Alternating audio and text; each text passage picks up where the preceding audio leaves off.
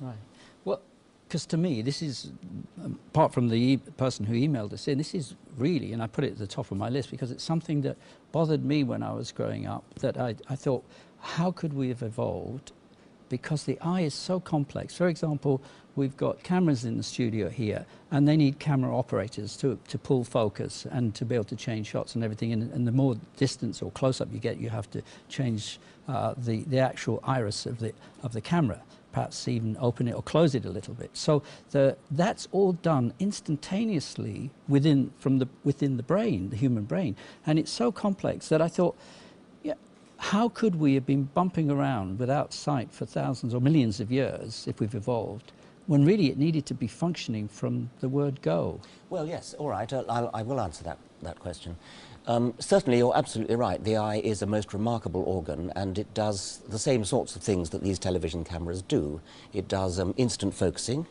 It does instant stopping down with the iris diaphragm.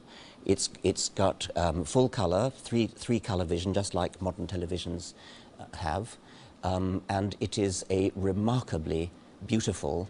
It's not totally flawless. There are interesting flaws, interesting imperfections, which actually are revealing. Nevertheless, it does work very well, and an engineer would give it somewhat high marks for being well, quote, designed.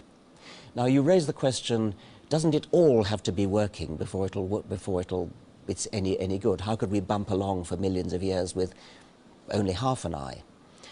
That's a bit of a fallacy, because actually only a quarter of an eye, only 1/100th of an eye is better than nothing. You can make a slowly climbing ramp of improvement from just the very rudiments of vision, just say being able to tell the difference between light and shade, nothing more than that, right up to the perfection of a human eye or the eye of a hawk, say. And in order for evolution to explain that, all we need is that there should be a ramp of improvement where every step, 1/100th of an eye, 2/100ths of an eye, 3/100ths of an eye, etc., 50% of an eye, 51% of an eye, each step has got to be an improvement on the one that went before. And it's easy to see why that would be. You start by being able to tell whether there's a shadow, whether it's night or day. Shadow's useful. That could be a predator moving overhead in the sea. Night or day is obviously useful for all sorts of purposes. Then you could imagine a cup. Instead of just having a flat sheet of light-sensitive cells, the edges turn up into a cup. Now, the cup means that if there's light coming from that direction, it hits that part of the eye. If there's light coming from that direction, it hits that part of the eye. So already the animal can tell the direction from which light is coming and the direction from which a shadow is coming. So we haven't got an image yet. All we've got is the direction of light. Now the cup can steadily and slowly over evolutionary time close over until you end up with a little hole at the top. And the little hole at the top, the same principles working all the way, that light coming from that direction hits that part of the retina, and from that direction hits this part of the retina. But because there's a hole, it's rather more precisely, not exactly focused, but light from there hits there, light from there hits there, light from there hits there, because it's got to get through the hole. We're moving towards a pinhole camera. Now, a pinhole camera, if you make the hole small enough, and remember we're having a smooth gradient of closing up the hole, if you make the hole small enough, then it makes a sharp, focused image. The trouble with a pinhole camera is that the image is very dim because very little light can get through the pinhole. What you need is a lens, because what a lens does is gather light from different directions and focus it on a point. Instead of it having to go right through the middle of the hole, it can be gathered from a wider range of sources.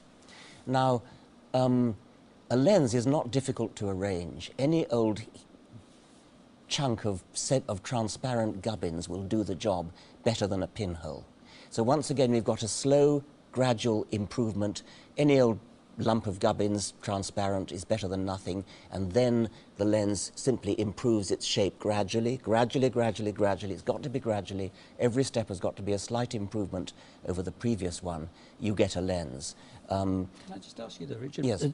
How long did this process take? Well, that's very interesting. I mean, we've got hundreds of millions of years to play with, because that's what geological time gives us. I mean, we've got maybe 1 billion years since the first focusing eye appeared.